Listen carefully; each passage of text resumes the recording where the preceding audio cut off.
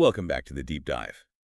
Today, we are opening up a document that, well, frankly, most people outside the C-suite ever get to see. That's very true. It's titled The AI in Pharmaceutical Supply Chain Management Strategic Playbook. Now, usually when I see strategic playbook and supply chain in the same sentence, I prepare for, a cure for insomnia. A very dry logistical slog. Yeah. Exactly. But I spent the weekend with this report, and my takeaway wasn't boredom at all. It was alarm. Alarm is probably the right reaction. Or at least I'd say urgency. Right, because this doesn't read like a manual on how to, stack boxes faster. Hmm. It reads like a survival guide for an industry that has just become too complex for humans to manage alone. It has to be. We're seeing this shift where the supply chain isn't just moving product anymore. It's becoming the central nervous system of the entire pharmaceutical body. And that nervous system is getting a massive, massive upgrade right now. It absolutely has to. Why now? Well, I think that's the context we need to start with. We aren't talking about shipping books or, toaster ovens here. Right. In the pharma world, the supply chain is handling these incredibly sensitive biologics, gene therapies, vaccines where a 2-degree temperature variance ruins the product. The complexity has just skyrocketed, but the tools to manage it, they haven't. And that's really the mission of this deep dive, right? We're exploring how artificial intelligence is moving from being some kind of pilot program experiment Nice to have. into critical infrastructure. Mm-hmm. And the report throws a number at us right away that just signals this isn't a slow rollout. They cite a compound annual growth rate, a KGR of 42.7% for AI in this sector, Which is astronomical. aiming for nearly $64 billion by 2030. In mature industries, you're happy with 5, maybe 7% growth. When you see 42%, that implies panic adoption. It means the current systems are failing so visibly that companies are just throwing money at the solution. So let's talk about that failure. The report uses a phrase that I think just captures the traditional method perfectly: driving while looking in the rearview mirror. That's a great way to put it. We all know the old way. It was spreadsheets, historical sales data. But why is that so broken now? Why can't we just look at what we sold last year to predict this year? Because the world isn't static anymore, that whole rear-view mirror approach, just relying on historical averages, it generates error rates of 30 to 40%. 30 to 40%. Think about that margin. If you're wrong 40% of the time on your inventory, you are either sitting on millions of dollars of expiring stock, or you're facing stockouts when patients desperately need their meds. And a stockout in pharma isn't a check back next Tuesday kind of situation. It can be a health crisis. Exactly.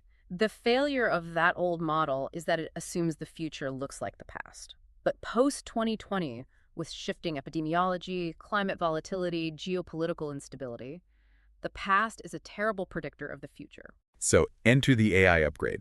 The report talks about shifting from hindsight to foresight, but I want to dig into the how. It mentions integrating external demand signals. That sounds great in a boardroom, but what does it actually mean?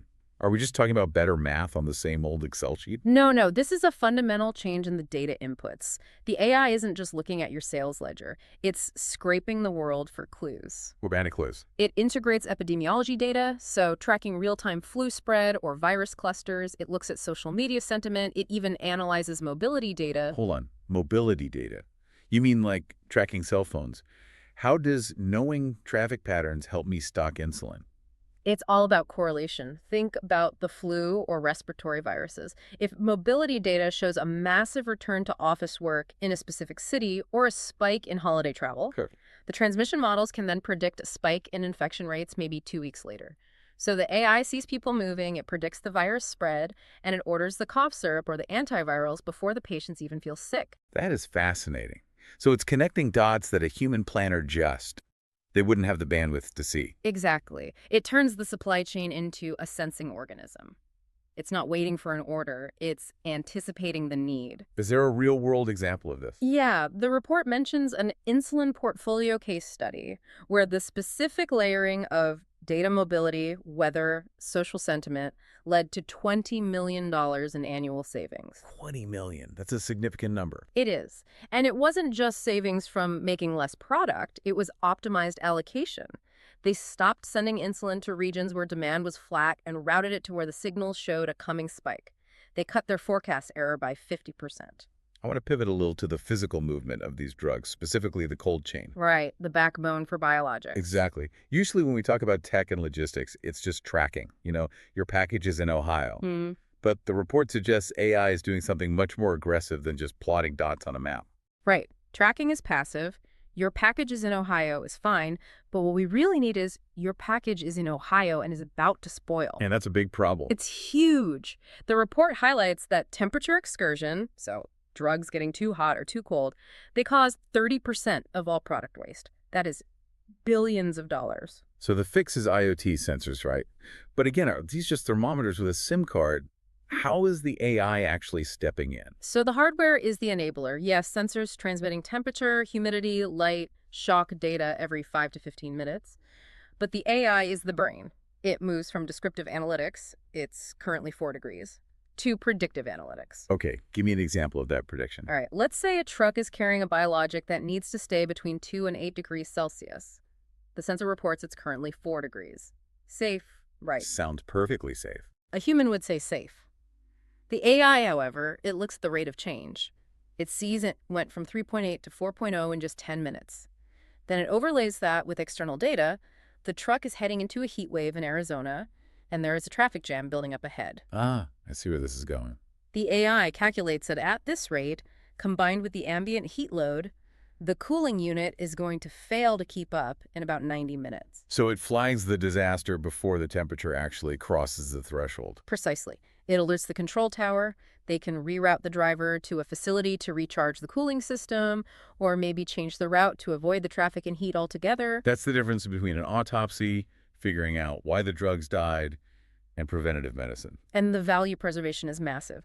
The case study in the Playbook, it's about biologics, showed this predictive intervention preserved $12 to $15 million in product value annually for one company. And it avoids the nightmare scenario, which is a compromised drug reaching a patient and just not working. That's a real bottom line. Yeah. Patient safety. Okay, so let's move up a level from the truck to the entire chessboard. Risk management. The report calls this the crystal ball for disasters. We've all seen supply chains snap recently. Hurricanes, strikes, wars. It claims AI can identify disruptions 4 to 8 weeks in advance. That sounds optimistic. It does, I know. How does software predict a union strike 2 months out? Well, it's not predicting the strike vote itself, but the probability of disruption. It scans thousands of data sources, local news in foreign languages, union newsletters, regulatory filings, Even social media chatter. even social media chatter among port workers, yes. It's listening to all that noise to find the signal. And there's a case study for this? The one on the U.S. East Coast port strike is a perfect example. Long before the national news picked it up, the AI detected the rumblings, the increased rhetorical intensity in union communications, the scheduling of certain meetings. It calculated a very high probability of a work stoppage. So what did the companies do with that information? They rerouted. They moved shipments to West Coast ports, or they switched to air freight before the strike was even officially announced. So by the time the strike actually happened, Everyone else was scrambling for capacity, and these companies had already secured their alternative routes. It's a massive competitive advantage. the report also mentions monitoring suppliers, not just logistics. This touches on something called Tier 2 and Tier 3 monitoring.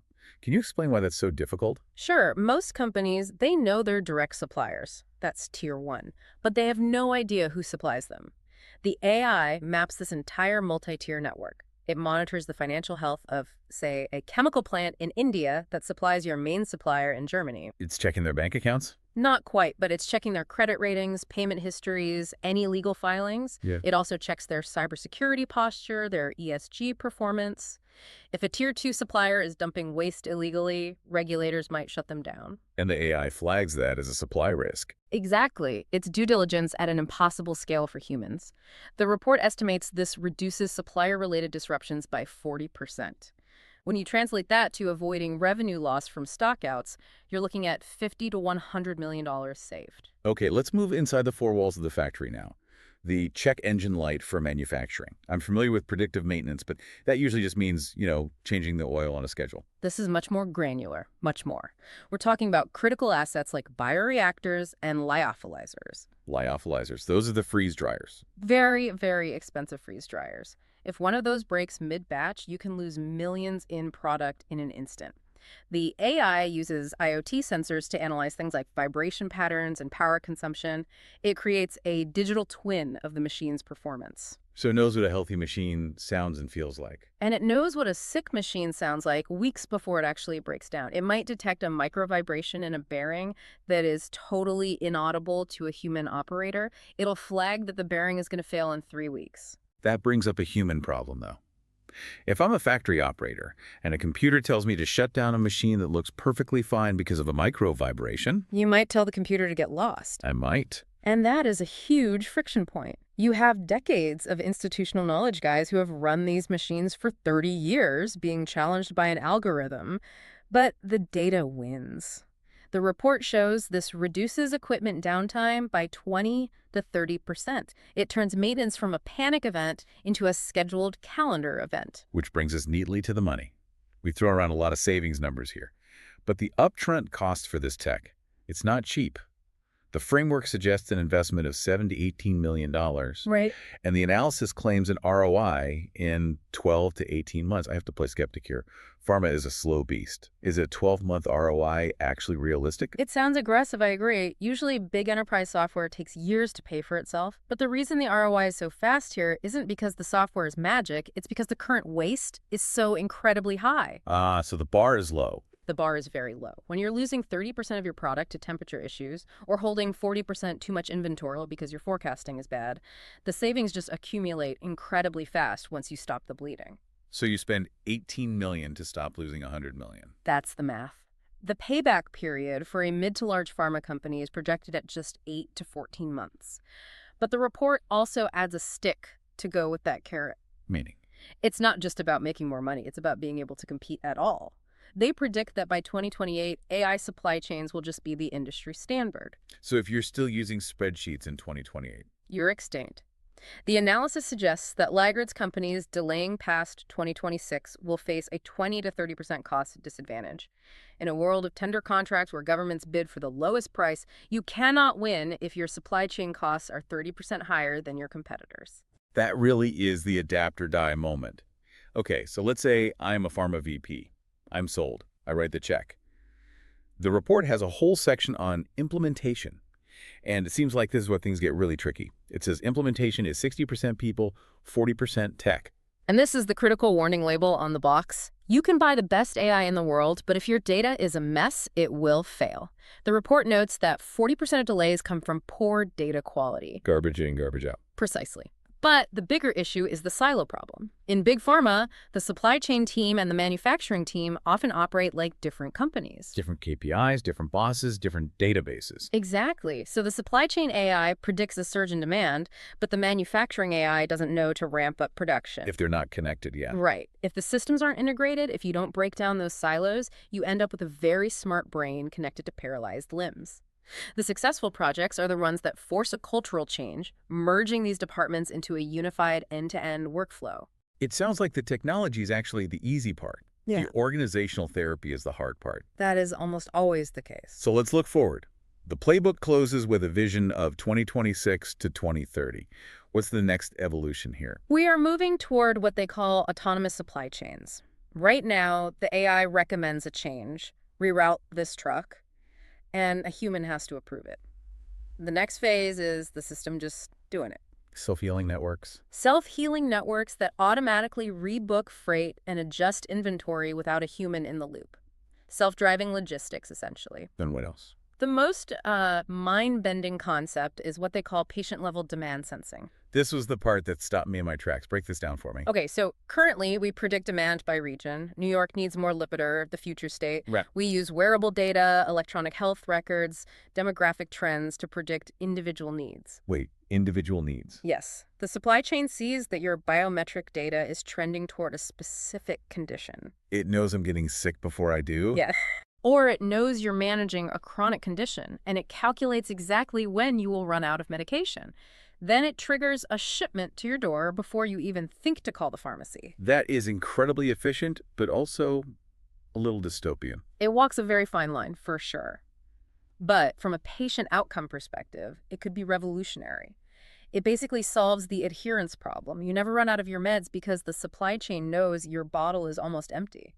It's just-in-time manufacturing applied to the human body. That's a great way to put it. We have covered a massive amount of ground here. We started with that broken rear-view mirror approach, moved through the sensor-laden cold chain, the predictive power of avoiding strikes, and the cultural battle of implementation. It's a complete overhaul of how we even think about medicine delivery. And I think the final takeaway for you, for the listener, is that this isn't just back-end plumbing.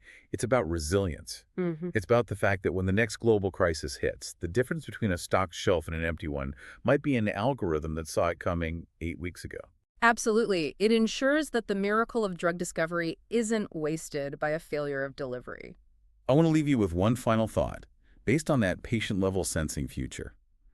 If the supply chain eventually connects directly to our biological data, if the system knows what we need based on our smartwatches, does the concept of the pharmacy run just go extinct? Are we heading toward a world where health is just a subscription service that arrives on your doorstep, anticipated by a machine that knows your physiology better than you do? It's a future that is probably closer than we think. Something to ponder while you wait for your next delivery. Thanks for diving in with us. We'll see you next time.